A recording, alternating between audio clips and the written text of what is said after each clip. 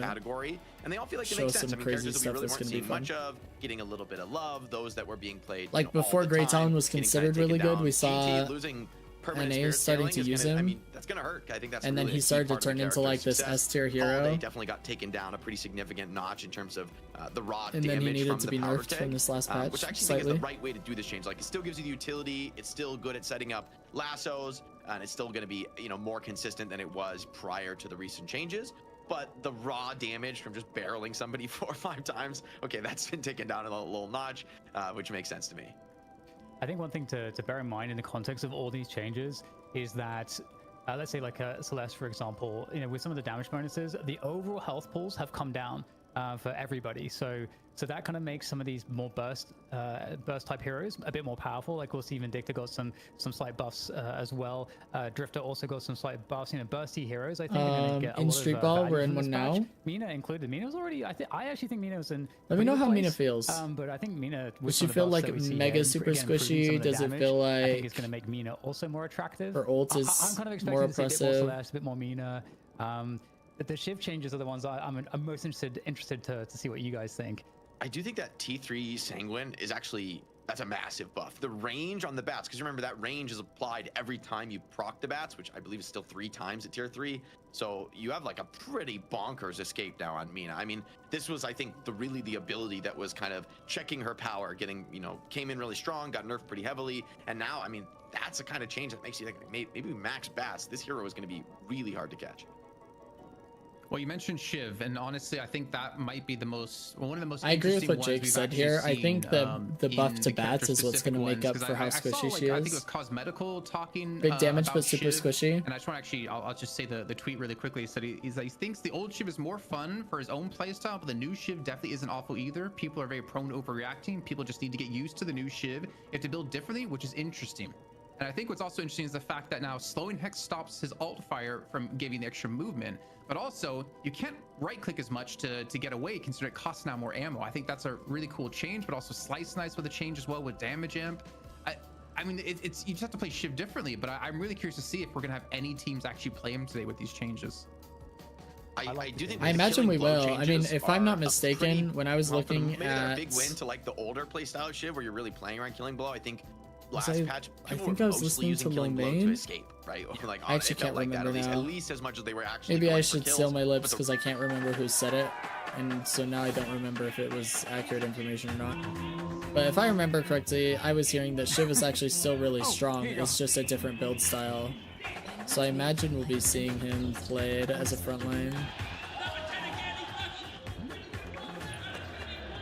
Victor was like unchanged from the patch notes, right? So we should be seeing like probably still be seeing Silver and Victor. Gonna try to get a Doorman VOD for my next review. Was actually initially what I wanted to play that game, but forgot to update my roster. Oh, I see. Yeah, go ahead and send some Doorman games. I'll be happy to review it whenever we have the chance. Again, it might be in like 2 weeks because of my schedule and what's going on in personal life, but I'll definitely get to it if you can throw it in the request to Twitch channel.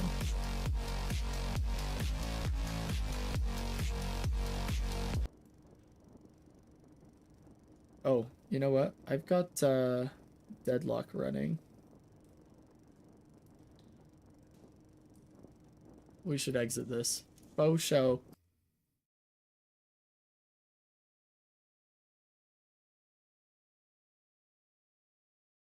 Not an issue at all. Appreciate your patience.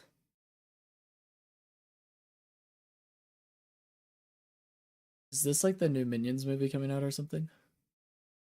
Do you guys like these movies? My wife and I think they are hilarious for the most part. We are always watching. Maybe you do some of the build priority a little bit different. I think the fact that you like can the change Despicable Me killing blows movies, right from the Minion beginning. movies. Right now is really nice. You get max rage, 93% on from Rotten it as well. Tomatoes. So you're just That's getting onto that wild. damage amp. If you get one kill with it, you immediately become. I'm watching it tomorrow, I think. Oh, Alice, you have to let me know how it goes. Yeah, excited. And it's also funny. Next time we see you, some extra nerfs. just bring it up. Don't even wait for me to ask. Just tell me, give me the pocket gun review. damage was a little wild. Because my wife and I honestly. usually love Yeah, those when you had movies. pretty minimal Maybe investment we'll into it, you go really see it in amount of theaters. gun damage, but I mean, a little reduction on the flying cloak CD. I don't think this really changes much for pocket. In the end, you're picking this hero for affliction. I think Rem getting some pretty interesting changes, losing some spirit resist on the little helpers. Amazing definitely hurts, but, cinephile that's callouts a in big it. What do you reason mean why by pick this hero is to callouts? get that extra resist. But of course, at tier 3, those resists could be kind of crazy.